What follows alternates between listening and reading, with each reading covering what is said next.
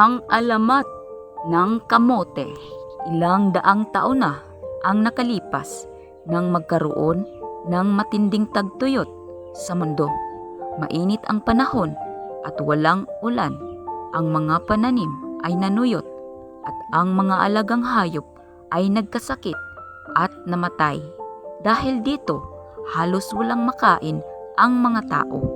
Nagsipaghanap sila ng mga paraan upang matustusan ang kanilang pangangailangan sa pagkain. Isa sa nahanap nilang paraan ay ang pangangaso. May isang kagubatan ang hindi naaapektuhan ng tagtuyot. Ito ay ang mahiwagang gubat ng kamo. Wala itong pinagbago at punong-puno pa rin ng likas na yaman. Sagana ang puno at ng mga hayop na pwedeng hulihin upang makain. Dito nagpupunta ang mga taumbayan upang mangaso. Dalawang magkapatid ang nagpasyang mangaso sa mahiwagang kagubatan.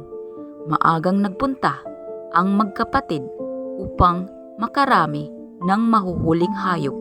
Ngunit kabaliktaran ng kanilang inaasahan, maghahapon na ay wala pa silang nahuhuling kahit isang hayop.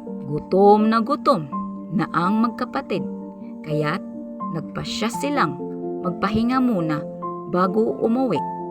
May nakita silang isang ibon na dumapo sa puno kung saan sila umupo para magpahinga. Agad pinana at tinamaan ng nakakatandang kapatid ang ibon. Gumawa sila ng siga upang iluto ang nahuli. Nang maluto ang ibon at kakainin na sana nila ito, ay may lumapit na isang magandang babae. Sinabi ng babae na siya ay naliligaw sa kagubatang iyon at ilang araw nang hindi pa nakakakain, gutom na rin daw ito. Naawa ang magkapatid sa magandang babae. Bagamat gutom na sila, ay ibinigay pa rin nila sa magandang babae ang nilutong ibon. Pinanood nilang kumain ang babae. Kibit-labi sila nang ubusin ng magandang babae ang pagkain. Pagkatapos kumain ay nagpasalamat ang babae sa magkapatid. Natutuwa daw siya sa kanila dahil nagawa pa nilang ibigay ang nag-iisang pagkain nila sa kanya. Kahit na sila mismo ay nagugutom na. Pinayuhan niya ang mga ito na umuwi na sa kanilang pamilya. Bumalik na lang sila bukas sa lugar ding iyon at may ibibigay siya sa kanila. Sinunod ng dalawa ang sinabi ng magandang babae.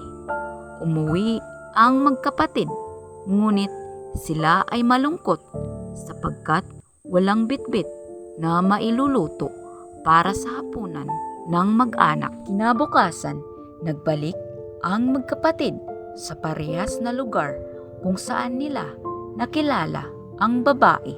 Ngunit wala doon ang babae na kanilang inaasahan. Hinanap nila ang abong kanilang pinagsigaan kung saan nila niluto ang ibon. Ngunit sa halip ay may nakita silang kakaibang halaman na tumubo sa lugar na iyon.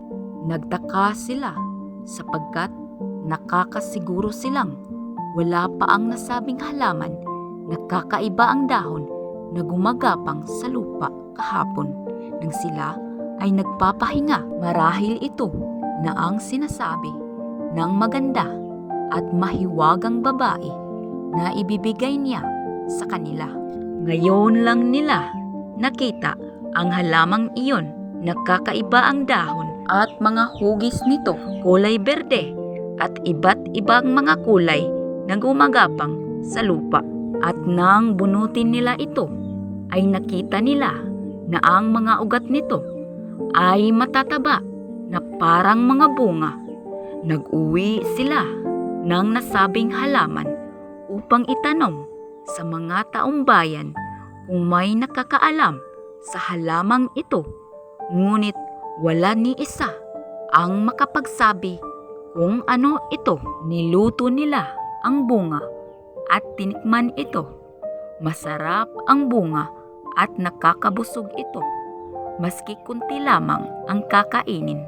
Natuwa ang taong bayan dahil sa may pantawid gutom na sila hanggang sa matapos ang tagtuyot. Tinawag nila itong kamote, ang bunga, dahil galing ito sa mahiwagang kagubatan na tinatawag na kamo.